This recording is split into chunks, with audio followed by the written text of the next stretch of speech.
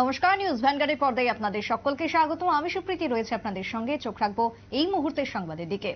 গাঁজা পাচার অব্যাহত রয়েছে রাজ্য থেকে এবং এবার মহিলারা এই গাঁজা পাচারে হাত মিলিয়েছে। অভিনব পন্থা অবলম্বন করে একের পর এক গাঁজা পাচার চলছে রাজ্যের বিভিন্ন প্রান্ত থেকে। এবার আগরতলা থেকে তেলিয়ামুড়ার দিক থেকে আসা যাত্রীবাহী অটোতে তল্লাশি চালিয়ে উদ্ধার হয়েছে 25 কেজির মতন গাঁজা। মোট 4 জনকে ইতিমধ্যে আটক করা হয়েছে। এনডিপিএস ধারায় চলছে তদন্ত। মামলা দায়ের করা হয়েছে। তেলিয়ামুড়া থানার পুলিশ ঘটনার তদন্তে রয়েছে।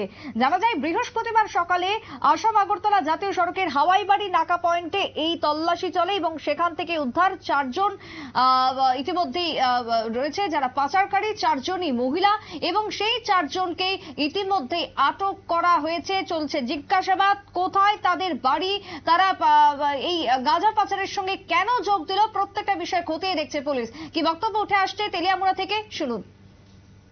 সমান 8টার সময় আগরতলার দিক হইতে একটি অটো আসছিল হাওয়াইবাড়ি নাকা পয়েন্টে। অটোটিকে দাঁড় করানো হয়, যার নাম্বার KR01E3229। তো অটোতে তল্লাশি করে 3 জন মহিলার ব্যাগে অনুমান 25 কেজি মতন আমরা গাঁজা উদ্ধার করতে সক্ষম হয়েছি। তো আমরা এই বিষয়টি এনডিপিএস মামলা নেব, আর অটো ড্রাইভারের ইনভলভেন্সি আছে কিনা সেটা আমরা তদন্ত করে দিচ্ছি। স্যার, বাজার মূল্য কত হবে বস করে? আর আনুমানিক বাজার মূল্য হবে 3,50,000 টাকা। কোথায় ঘুরে যাচ্ছে? এটা আগরতলার দিক থেকে তেলিয়ামুড়ার দিকে আসছিল, হাওয়াইবাড়ি নাগাতে বিক্রি করা হয়। আগরতলা পুর থেকে আগরতলা খয়েরপুর থেকে ওই প্যাসেঞ্জারগুলো উঠেছিল। তারা কই যেতেছে?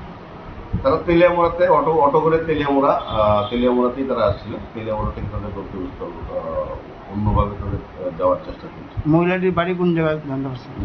এখানে মনুর বাসিন্দাও রয়েছে, ডম্বুরের বাসিন্দাও রয়েছে, আগরতলাতে ভাড়া দিয়ে থাকে এরকম বাসিন্দাও রয়েছে। আপনারা শুনলেন সংশ্লিষ্ট পুলিশের বক্তব্য। তবে ইতিমধ্যে 3 জনকে আটক করা হয়েছে, তার সঙ্গে আরো একজন রয়েছেন অটো চালক।